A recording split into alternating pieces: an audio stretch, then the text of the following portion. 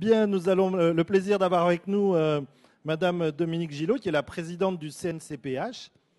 Madame la sénatrice, la parole est à vous. On est tout oui. Vous préférez être au lutrin? C'est comme vous voulez. Ouais. Parce que sinon, je suis toute seule, là. Eh bien, je vous en prie.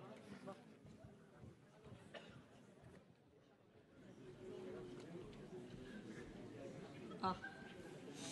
Bien.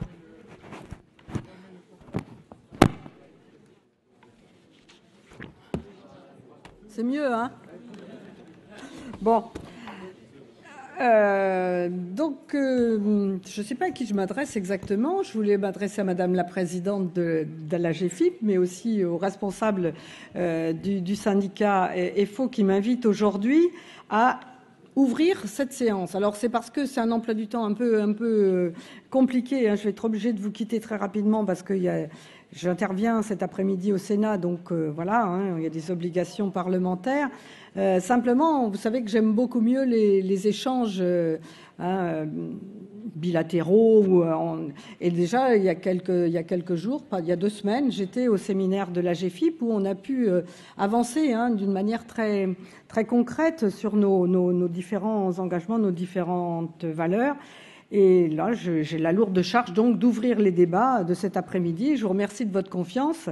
Et je vais essayer à la fois de lire l'intervention qu'on m'a préparée pour rester dans le timing, mais je sais que je vais en sortir un petit peu quand même. Hein. Alors, le taux d'emploi direct des travailleurs handicapés est en progression. Hein, il est désormais de 3,3% dans le privé et de 5,17% dans le secteur public. Le maintien dans l'emploi a également progressé, de plus de 33% en 3 ans, et le placement en emploi a augmenté, lui, de 11% en 1 an. Alors, c'est des chiffres que vous connaissez, qui sont véhiculés, qui peuvent dire tout et n'importe quoi, surtout dans une période tendue économiquement. Malgré tout, ce sont des signaux positifs, parce que de plus en plus, nous parlons dans différents endroits, dans divers lieux de responsabilité, de l'emploi des personnes qui vivent avec un handicap. Et dans le même temps, les travailleurs qui sont reconnus travailleurs handicapés augmentent. Il y a donc un effet de ciseau. Alors si c'est le nombre de travailleurs qualifiés, travailleurs handicapés augmente, c'est parce que vraisemblablement il y a des idées reçues, des tabous, des barrières qui tombent et qu'il y a une meilleure reconnaissance. C'est aussi peut-être parce que les conditions d'emploi sont particulièrement difficiles dans certains secteurs et qu'il y a de plus en plus de personnes qui souffrent au travail et qui en perdent des aptitudes, des capacités d'emploi. Alors cependant, pour ce qui concerne le taux de chômage, la déception reste indéniable. En effet, aujourd'hui, c'est plus du double du nombre de chômeurs tout public qui frappe les personnes, les travailleurs handicapés. 21%, c'est un chiffre qui n'est pas acceptable et qui nous tourmente beaucoup. Alors il y a plusieurs causes à cette situation qui ne correspondent ni aux aspirations des personnes avec handicap, pour qui travailler est un facteur d'identité et de reconnaissance sociale, ni à l'intérêt des entreprises qui font l'expérience, pour celles qui le font, réussi d'intégrer un salarié handicapé ou de maintenir dans ses actifs un salarié dont les aptitudes au travail ont été modifiées par un accident de la vie, un accident du travail ou la maladie ou le vieillissement lié à une situation antérieure. Une des raisons les plus souvent évoquées pour justifier les difficultés de recrutement, ce serait le déficit de formation. Alors, pour exercer ma responsabilité parlementaire dans un autre secteur qui concerne la formation, justement, l'enseignement supérieur, la recherche, l'école, je pense que aujourd'hui, nous voyons arriver une génération de jeunes adultes qui ont bénéficié d'une formation inclusive, de plus en plus, de mieux en mieux inclusive, qui leur permettent aujourd'hui d'accéder à un emploi, d'avoir des diplômes, d'avoir une formation. Pour ce qui est des travailleurs handicapés aujourd'hui, c'est vrai que la formation peut être perçue comme insuffisante. Pour autant, je pense que la crainte d'une difficile adaptation à l'emploi en milieu ordinaire est aussi un frein, parce que même des travailleurs reconnus handicapés de 40 ans, 50 ans, eh bien, ils ont déjà une formation, ils ont une aptitude à l'emploi.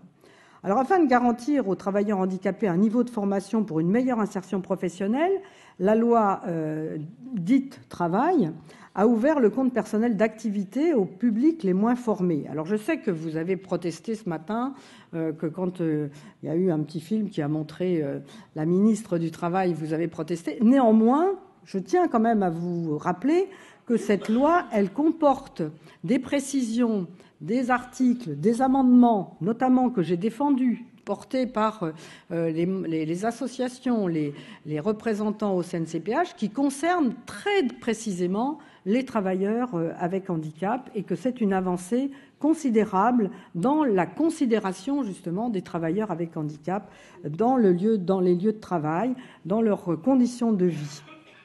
Ainsi, le compte personnel d'activité au public les moins formés permettra aux travailleurs handicapés les plus fragiles, les plus éloignés, de disposer de 48 heures de formation par an avec un plafond de 400 heures.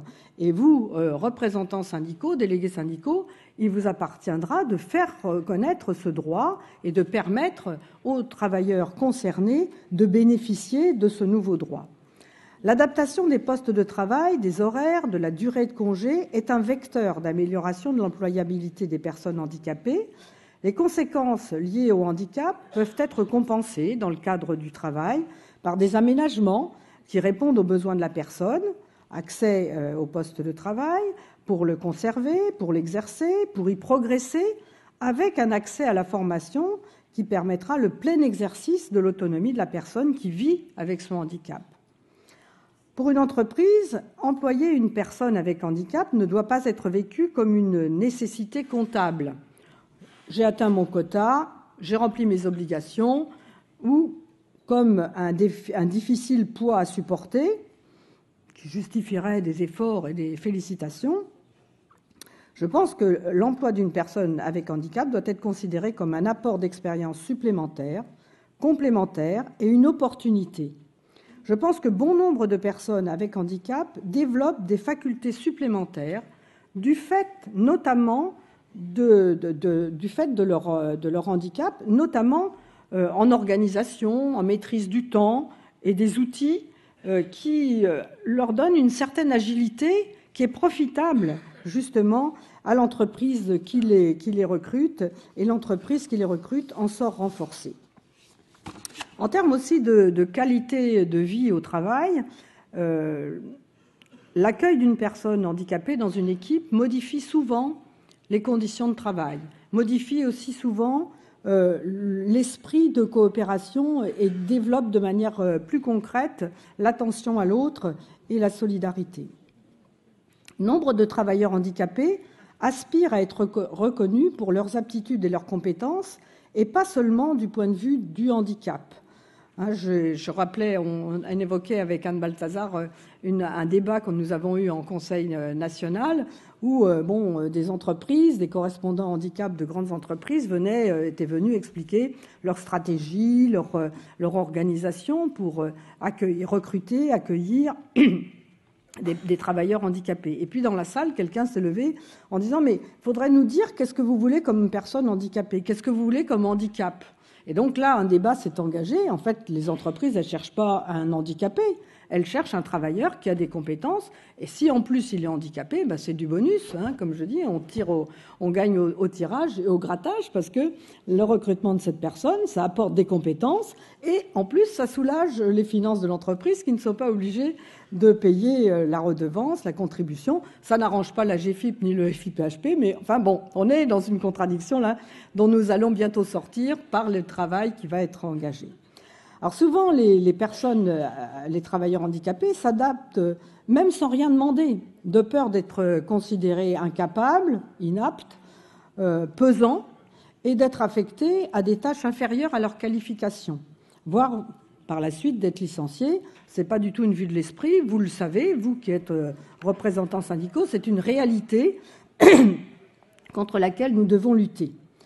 Alors, pourtant, de grandes lois ont été votées pour favoriser l'insertion professionnelle des personnes à besoins spécifiques. Je citerai d'abord la loi du 10 juillet 1987 qui a modifié le taux d'obligation d'emploi des travailleurs handicapés en le fixant à 6% dans les établissements des secteurs privés et publics de 20 salariés et plus. L'adoption de la loi de 2005, moment fort du handicap, pose les principes de non-discrimination des personnes handicapées dans l'emploi en donnant la priorité au travail ordinaire. Elle fait du parcours de la personne handicapée et de son insertion le sujet d'un texte législatif complet exigeant l'accessibilité pour tous dans tous les secteurs, l'inclusion plutôt que l'intégration protégée, la compensation du handicap plutôt que la mise à l'écart et la co-construction avec la personne concernée, reconnue actrice de son projet de vie. Ah, ça, c'est très aimable. Merci beaucoup.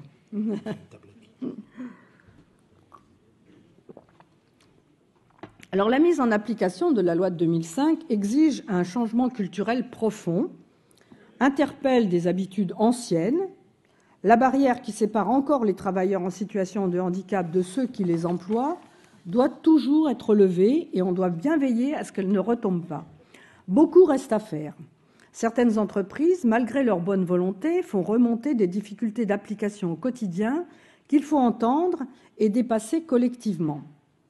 Ces dernières années, sous l'impulsion du président de la République et du Premier ministre, une nouvelle approche politique interministérielle entraîne l'ensemble du gouvernement. Et cette nouvelle manière de fonctionner en interministérialité s'est traduite vendredi dernier lors du CIH qui s'est tenu à Nancy, où là, un certain nombre de dispositions nouvelles, mais dans la continuité de ce qui a été mis en œuvre depuis ces dernières années, bien confirmé la nécessité d'un travail transversal et de la mobilisation de tous les ministères dans la prise en compte des besoins des personnes avec handicap pour participer en toute autonomie, en toute responsabilité, en fonction de l'autonomie qu'elles peuvent développer à leur projet de vie et au projet de la vie en société, la construction de la société inclusive. La mise en œuvre de la loi de 2005 se traduit maintenant concrètement par l'introduction dans les lois à caractère général de la protection des droits, voire de la création de nouveaux droits pour les personnes qui vivent avec un handicap. Alors, j'ai évoqué tout à l'heure la loi dite travail. L'article 52 de cette loi, adopté cet été, stipule que les travailleurs handicapés peuvent bénéficier d'un dispositif d'emploi accompagné. Excusez-moi, je suis vraiment embêtée. Donc, peuvent bénéficier d'un dispositif d'emploi accompagné comportant un accompagnement médico-social et un soutien à l'insertion professionnelle en vue de leur permettre d'accéder et de se maintenir dans l'emploi rémunéré sur le marché du travail. Sa mise en œuvre comprend un soutien et un accompagnement du salarié ainsi que de l'employeur. Cette méthodologie d'accompagnement des travailleurs handicapés existe depuis plusieurs années dans certains pays d'Europe et elle a fait l'objet en France de nombreuses expérimentations, mais elle n'était jusqu'alors pas inscrite dans la loi. C'est donc un grand progrès qui fixe une obligation, mais qui fixe aussi les conditions d'application de cette obligation. Sous réserve qu'elles aient besoin d'un suivi pour s'insérer durablement dans le marché du travail, c'est-à-dire y accéder, s'y maintenir, les travailleurs handicapés pourront bénéficier de cet emploi accompagné. Cela suppose donc que l'accompagnement ne se limite pas à aider les personnes à trouver un emploi, mais l'accompagnement devra perdurer, si besoin est, une fois qu'elles seront en poste, soit restructurées, voire adaptées autant que de besoin et aussi longtemps que le parcours professionnel le nécessitera. Alors, cette disposition importante a été complétée par le regroupement à terme des missions partagées par les Cap Emploi et les services d'aide et de maintien dans l'emploi, comme annoncé par le président de la République à l'occasion de la CNH du 19 mai dernier. Les organismes de placement spécialisés dans l'emploi des travailleurs handicapés, les Cap Emploi, sont désormais chargés, outre leur mission d'accompagnement des personnes bénéficiaires de l'obligation d'emploi et des employeurs privés et publics, du suivi durable dans l'emploi et du maintien dans l'emploi des travailleurs handicapés. On n'est plus dans une situation d'un coup pour définitif, on est vraiment dans l'accompagnement d'un parcours. Cette notion, inscrite dans le projet de loi via un amendement gouvernemental que j'ai défendu, fait entrer la question du maintien en emploi et de l'insertion des travailleurs handicapés dans le quotidien et dans la durée de la vie sociale, de la responsabilité sociale de l'entreprise. Le concept va plus loin que le seul positionnement de la personne handicapée en recherche d'emploi sur le marché du travail.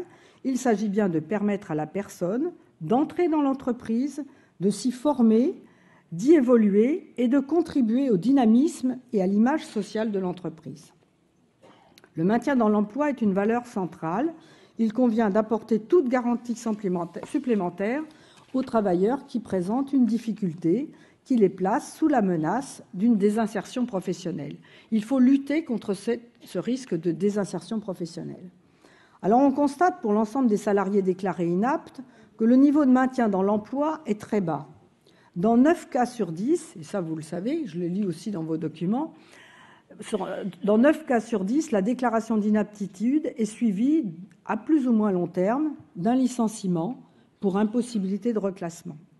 Et moi, à titre personnel, je pense que le travailleur handicapé doit pouvoir bénéficier d'un droit de recours où il puisse être considéré comme partie prenante, comme acteur aussi de son reclassement. Parce que ça ne peut pas être simplement le médecin du travail ou le DRH qui décide quelle va être la bonne réinsertion professionnelle, la bonne orientation du travailleur qui a été déclaré inapte à tel emploi. Le travailleur lui-même doit pouvoir participer à cette évaluation parce que, ayant acquis une inaptitude à une certaine fonction, à un certain poste, il en développe d'autres, il peut en acquérir d'autres qui peuvent être utiles et qui peuvent lui permettre d'assumer une autre responsabilité. Être inapte à une fonction ne veut pas dire être inapte à l'emploi. Et ça, je pense que c'est quelque chose que nous devons marteler et nous devons nous unir pour faire vivre cette nouvelle conception de la place du travailleur avec handicap dans l'entreprise. Il y a nécessité de sortir de l'approche curative ou réparatrice pour tendre vers une dimension réellement préventive et anticipatrice. Et je sais qu'il faut être très attaché à l'observation et à la réduction des risques au travail pour justement éviter que des conditions de travail, de stress, de harcèlement, conduisent des travailleurs, des personnes vers l'inaptitude à l'emploi. Toutes les dispositions qui permettent aux personnes avec handicap de bénéficier des mêmes droits et des mêmes opportunités que leurs semblables sans handicap contribueront à la construction de l'écosystème d'inclusion sociale que nous appelons de nos vœux. Mais ça ne doit pas rester des mots, il faut qu'on soit dans l'action régulièrement. Alors au CNCPH, c'est la commission formation-emploi ordinaire et adaptée au travail protégé qui a la lourde charge de travailler sur les textes relatifs à l'emploi et à la formation des personnes handicapées. Je peux vous dire qu'en ce moment, cette commission ne chôme pas. Alors au sein de cette commission, notre ami Jacques Zetoun qui est là et siège, mais nous avons aussi des représentants. Alors il y a l'APF avec vous, une employée qui a vraiment une spécialité sur le droit du travail, des représentants syndicaux qui sont là aussi pour animer les débats et rapporter les avis. Une telle diversité d'acteurs fait la force de notre Assemblée. Cette commission travaille main dans la main avec les administrations pour la rédaction des décrets et arrêtés dans l'esprit des lois et faire valoir, avec leur expertise, les droits fondamentaux des personnes concernées. Et quand je lis là ce que m'a écrit ma collaboratrice, travail main dans la main, ça s'est pas fait tout seul, ça s'est pas fait du jour au lendemain, parce qu'on travaillait essentiellement avec la DGS, mais pas avec le ministère de l'Emploi et de la Formation, le ministère du Travail et de la formation professionnelle. Il a fallu batailler un petit peu pour qu'ils viennent vers nous, mais là maintenant, je pense que c'est fait. Le contact s'est opéré, la confiance a été gagnée, et d'ailleurs, au séminaire de la GFIP, la représentante de la DGFP était là et était très, très allante, justement, dans la construction des orientations, dans le commentaire et la construction des orientations de la GFIP. Alors, dernièrement, la Commission a travaillé sur 2 dossiers particulièrement importants pour les personnes handicapées. Le projet de décret relatif aux périodes de mise en situation professionnelle en établissement et services d'aide par le travail, et le projet de décret fixant le cahier des charges et les modalités de mise en œuvre du dispositif d'emploi accompagné, ainsi que l'assiette de contribution des établissements et services d'aide par le travail pour le financement du compte personnel de formation des travailleurs handicapés. Les membres de la Commission qui ont travaillé sur le projet de décret relatif à l'emploi accompagné considèrent que la mise en place d'un tel dispositif constitue une avancée remarquable, unanimement saluée dans la palette des solutions proposées pour favoriser le parcours des personnes en situation de handicap vers et dans l'emploi en milieu ordinaire. Alors, c'est un peu paradoxal parce que, je vous ai dit, il y a des représentants syndicaux qui siègent dans cette commission. Les mêmes représentants syndicaux qui pouvaient être en opposition très forte à la loi sur le travail et qui se sont retrouvés en situation de co-construction avec le ministère sur la mise en œuvre des arrêtés de la loi qui concernent, des articles de la loi qui concernent les personnes handicapées et être favorable à ces textes réglementaires. Donc je pense que parmi vous, il y en a vraisemblablement qui sont dans cette démarche-là, et c'est le paradoxe. Mais en même temps, une fois qu'une loi est votée, même si on était défavorable, eh bien ce qu'il faut, c'est qu'on soit vraiment attentif et vigilant pour que la mise en application de la loi soit le plus près possible à la fois de l'esprit de la loi, mais aussi à la fois des besoins des personnes que cet article est censé, que ce règlement est censé servir. Et je crois que c'est vraiment le travail que nous avons fait au sein du CNCPH en apportant des observations, des demandes d'évolution et de précision. Alors en effet, la Commission a fait des recommandations qui visent particulièrement à inscrire le dispositif d'emploi accompagné en complémentarité des dispositifs existants et à veiller à la meilleure articulation de l'ensemble des dispositifs pour favoriser l'emploi en milieu ordinaire des personnes en situation de handicap. Alors je vous invite à consulter cet avis, voté à l'unanimité du Conseil national consultatif des personnes handicapées le 7 novembre dernier. Vous constaterez l'intensité et la qualité du travail de la Commission pour sécuriser les parcours professionnels et accompagner au mieux l'administration dans la rédaction de nouvelles règles. Et le Conseil, grâce à l'implication de ses membres et notamment de ceux qui vous représentent, vous avez 2 représentants au CNCPH qui sont très investis, eh bien, nous sommes en mesure de proposer des expertises pertinentes et de faire des propositions concrètes.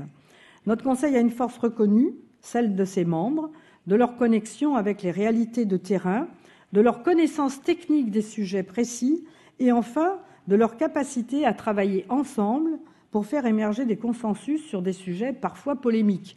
Je peux vous assurer que de temps en temps, les réunions du CNCPH ne sont pas particulièrement sereines.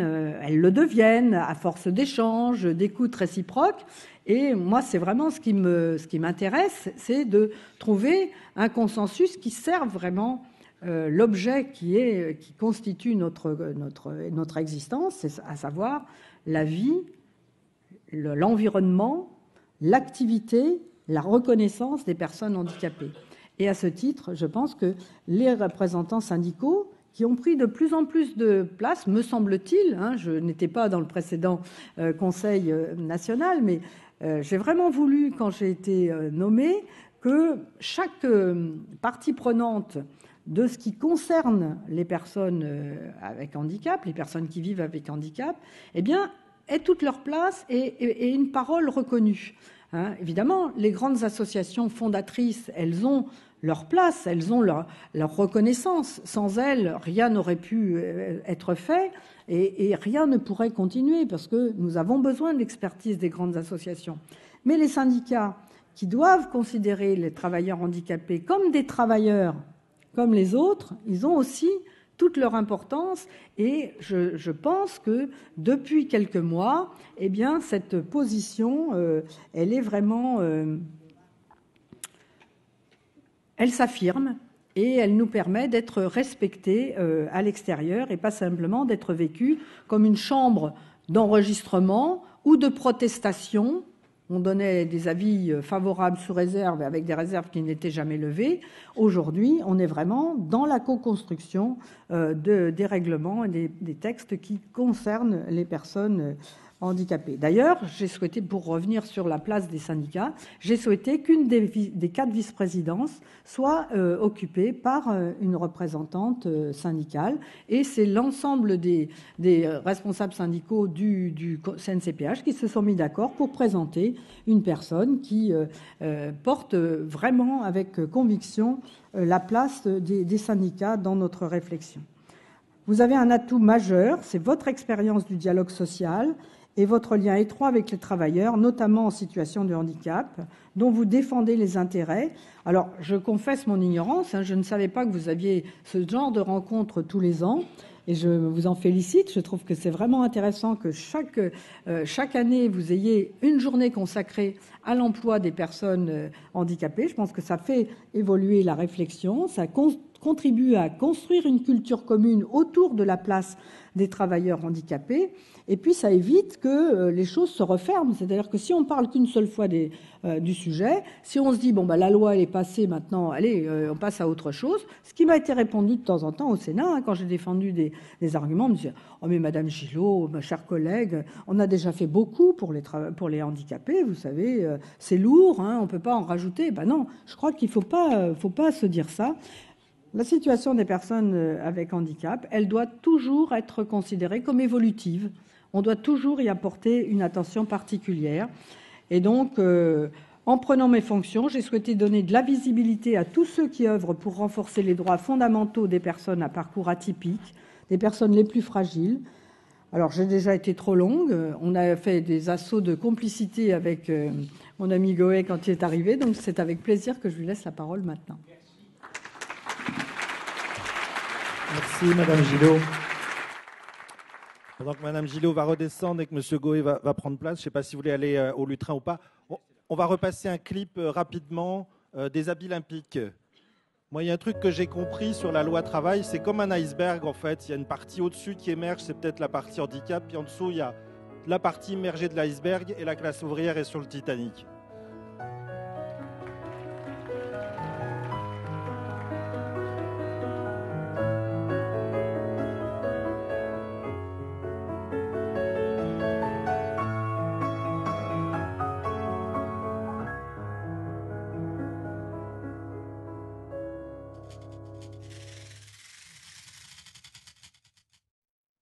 Et coupé. C'est fini là, Océane, c'est fini.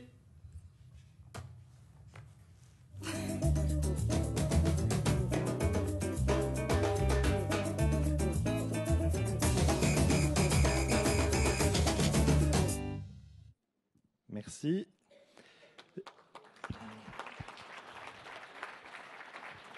Bien, Monsieur Goé, vous êtes adjoint au défenseur des droits. On vous connaît bien, vous venez quasiment chaque année. C'est toujours avec plaisir qu'on vous reçoit. À vous la parole. Merci. Voilà, ça y est, ça marche. Je salue chacune et chacun d'entre vous. Je vous garantis que moi, je vais respecter mon temps de parole. Moi. Merci pour cette invitation que vous m'adressez chaque année. Et malheureusement, je vais commencer par un propos qui va fortement ressembler à celui de l'année dernière. C'est que le handicap continue d'être la deuxième cause de discrimination dans les saisines qui nous parviennent chez le défenseur des droits et qu'il s'agit avant tout de discrimination liée au handicap dans le cadre de l'emploi. L'accès, le maintien, le progrès dans la carrière professionnelle. Donc, c'est le premier point qu'il nous faut constater. Il y a 22 critères de discrimination maintenant, puisqu'on en a ajouté un sur la précarité. Il y en a 22. Le handicap continue d'être le deuxième et il équivaut à un peu plus de 21% des saisines qui nous parviennent. D'ailleurs, j'ajoute, parce que c'est important de le faire, si vous y ajoutez l'état de santé, si vous y ajoutez l'âge, vous êtes pratiquement à 50% des saisines qui parviennent chez le défenseur des droits. Ça veut dire quoi? Ça veut dire que, finalement, pour ce qui est de l'ordre de l'essentiel de la vie quotidienne, la société française, elle a intérêt à se secouer parce que, nonobstant les avancées qui peuvent se réaliser, on est loin du compte. On est loin du compte. Alors, je voudrais, en fait, je vais tenir un propos en 3 points. Premier point, les saisines. Deuxième point, comme vous me l'avez demandé, Madame la secrétaire confédérale, je vais parler de notre colloque du 13 décembre, auquel d'ailleurs Madame Gillot participe. Et puis, je vous dirai un mot sur le document que l'on est en train de mettre en circulation et qui concerne l'emploi des femmes handicapées. Alors, rapidement, en ce qui concerne ce colloque, il y a tout juste 10 ans, tout juste, c'est-à-dire le 13 décembre, l'Assemblée générale de l'ONU adoptait un texte très important, la Convention internationale des droits des personnes handicapées. À l'époque, j'étais délégué interministériel et la France faisait partie de la délégation qui est allée négocier le contenu de ce texte à New York. C'était un de mes collaborateurs qui suivait. Et d'ailleurs, par le fait que nous étions associés à l'élaboration de cette convention, ça nous a un peu inspiré en ce qui concerne la loi de 2005, puisque c'était concomitant. Donc il y a 10 ans qu'elle a été adoptée, la France y a adhéré quelques années après, et il y a un dispositif dans cette convention qui dit qu'il faut mettre en place dans chaque État signataire un système permettant d'accompagner la mise en œuvre de la dite convention. Alors la France a pris le texte n'est pas précis sur la forme que ça doit prendre. La France a interprété cet article de la Convention de la manière suivante. Elle a constitué un comité de suivi de l'application de la Convention. Elle en a confié la présidence au défenseur des droits.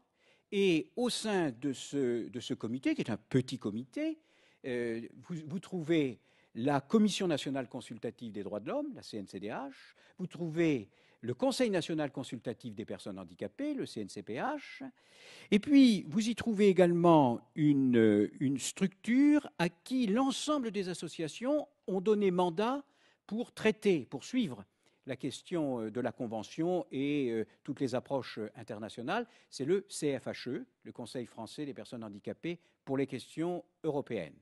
Et puis ensuite, même si d'ailleurs ça peut susciter de la part des organismes onusiens des réticences, on a tenu à ce que le secrétaire général du comité interministériel du handicap ne soit pas membre à part entière de ce comité, mais qu'il soit observateur au sein de ce comité. C'est-à-dire qu'on a la possibilité d'avoir un dialogue.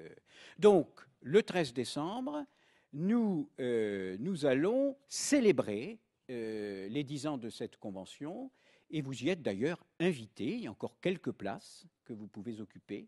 Vous y êtes invités. Il suffit que vous vous inscriviez sur le site du défenseur. Alors, en quoi ça va consister très brièvement?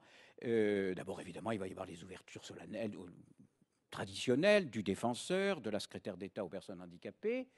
Et puis ensuite, on va planter le décor, c'est-à-dire on va dire ce que c'est qu'une convention internationale et en quoi une convention internationale peut inspirer la législation, la réglementation, la jurisprudence. Et notamment, de quelle manière le juge, quand il est saisi, peut y recourir pour rétablir une personne handicapée, une famille ayant un membre handicapé, dans leurs droits.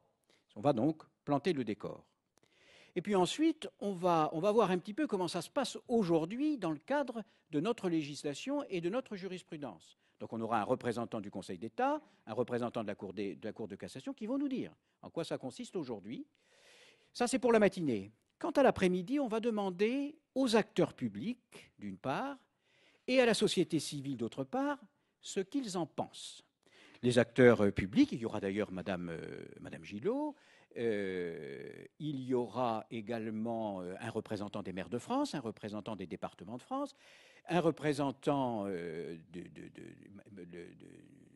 du Parlement, de l'exécutif, parce qu'un texte comme celui-là, malheureusement en France, c'est encore trop souvent regardé comme ça, ce n'est pas une déclaration d'intention. Ce sont des engagements que la France a pris sur le plan international et qu'elle s'est chargée de traduire dans sa législation, sa réglementation et sa jurisprudence. Donc on va demander, l'après-midi, on va demander à tous ces gens-là, les maires, les conseillers généraux, les ministres, etc. Alors vous en faites quoi de cette convention? Parce que notre législation est faible à certains égards par rapport à cette convention. C'est le cas pour la capacité juridique. La capacité juridique des personnes handicapées intellectuelles et des personnes handicapées psychiques. Nous n'allons pas suffisamment loin dans l'autonomie. On a un héritage qui est très protecteur avec ses qualités et ses défauts. Il faut aller plus loin. On est souvent, pour quelqu'un que l'on place sous tutelle ou sous curatelle, on est souvent dans la décision de substitution. Ce qu'il faut privilégier, c'est la décision accompagnée. Alors, on est lucide. Il y a des types de handicap pour lesquels ce n'est pas possible. Il faut une protection large. Mais pour l'essentiel de la population, écoutez, moi quand j'étais directeur général à l'UNAPI, on a créé l'association Nous aussi. C'est une association de personnes handicapées intellectuelles. C'était à la fin des années 90. J'aime autant vous dire que j'en entendais de la part des parents et des professionnels. Ils me disaient, mais enfin, ils sont handicapés intellectuels, qu'est-ce qu'ils vont constituer une association?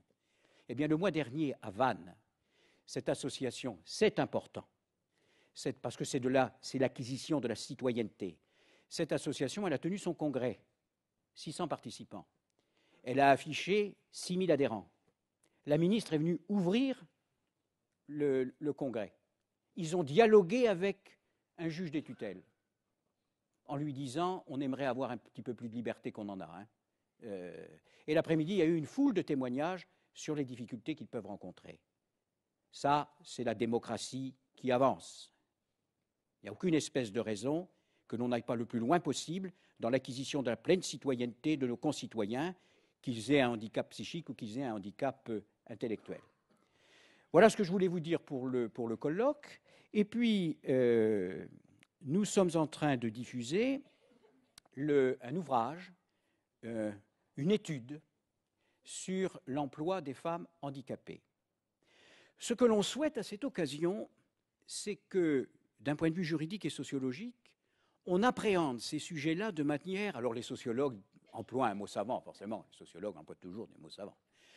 Une approche intersectionnelle. Ça veut dire quoi? Si on reste sur la question de l'emploi des femmes handicapées, en règle générale, quand elles nous saisissent, ou quand elles saisissent le juge, ou quand elles font une démarche protestataire, elles incriminent leur handicap, avant toute chose. Et en réalité, il y a plusieurs causes à ça. Il y a aussi le fait qu'elles soient femmes. Il peut y avoir aussi le fait qu'elles soient d'origine étrangère, etc., etc.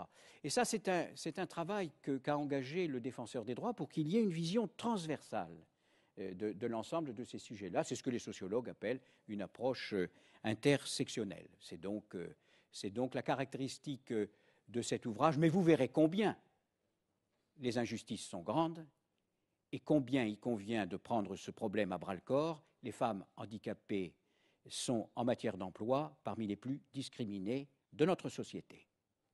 Et puis, je voudrais terminer mon propos en évoquant une manifestation qui va se dérouler samedi au Musée de l'Homme. C'était pas au programme, mais je vais attirer votre attention là-dessus. C'est depuis la fin, d'ailleurs, du quinquennat de Jacques Chirac que le dossier est sur la table.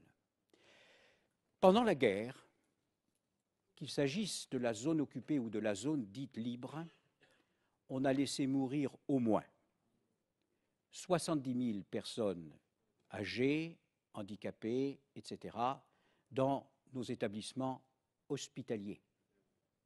70 000 au moins. Et nous avons été un certain nombre à exiger que la mémoire existe aussi pour ces femmes et ces hommes. On a encore d'ailleurs des témoignages, notamment un d'une très vieille dame qui a indiqué ce qu'elle avait vu, parce qu'elle travaillait dans un établissement de cette nature en Normandie. C'est important de faire ça. C'est important pour se souvenir. Et puis, c'est important pour prévenir, parce que l'histoire est un éternel recommencement, mais grâce à nous, aux associations, aux syndicats, aux défenseurs des droits, ça ne se reproduira pas. Je vous remercie de votre attention.